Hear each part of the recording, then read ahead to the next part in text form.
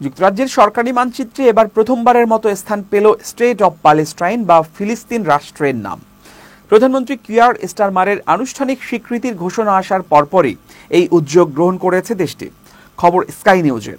British পররাষ্ট্র দপ্তরের ওয়েবসাইটে এরই মধ্যে মানচিত্র হালনাগাদ করা হয়েছে। শুধু মানচিত্র নয়, ভ্রমণ নির্দেশিকা, দূতাবাসের তালিকা ও মধ্যপ্রাচ্য ভিত্তিক নথিতেও এখন স্পষ্টভাবে লেখা আছে স্টেট অব প্যালেস্টাইন। আন্তর্জাতিক কূটনীতিতে এটি যুক্তরাজ্যের অবস্থানের এক নতুন অধ্যায় হিসেবে দেখা হচ্ছে।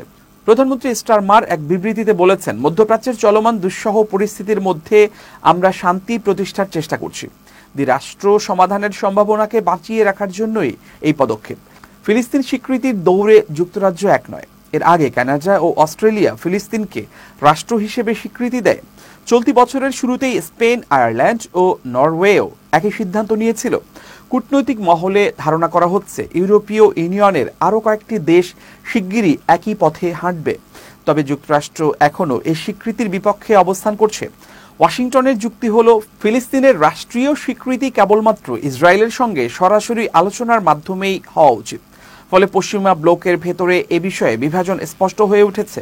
অন্যদিকে জাতিসংঘ সাধারণ পরিষদের অধিবেশনের আগে সৌদি আরব ও ফ্রান্সের নেতৃত্বে একটি গুরুত্বপূর্ণ সম্মেলনের আয়োজন করা হচ্ছে।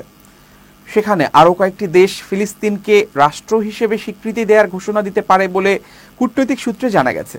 ইতোমধ্যে বেলজিয়ামও একই সিদ্ধান্তের প্রস্তুতি নিয়েছে। শুধু তাই নয়, দেশটির পররাষ্ট্রমন্ত্রী ম্যাক্সিম প্রভো ইসরায়েলের বিরুদ্ধে সম্ভাব্য নিষেধাজ্ঞা দেওয়ার হুঁশিয়ারিও উচ্চারণ করেছেন। এই পদক্ষেপগুলো আন্তর্জাতিক অঙ্গলে ফিলিস্তিনের রাষ্ট্রীয় স্বীকৃতির দাবিকে আরও জোরালো করছে। মধ্যপ্রাচ্যের দীর্ঘস্থায়ী সংঘাত ও উত্তেজনার মাঝে নতুন এই কূটনৈতিক বাস্তবতা ইসরায়েল ফিলিস্তিন সমীকরণে বড় প্রভাব ফেলতে পারে বলে মনে করা হচ্ছে।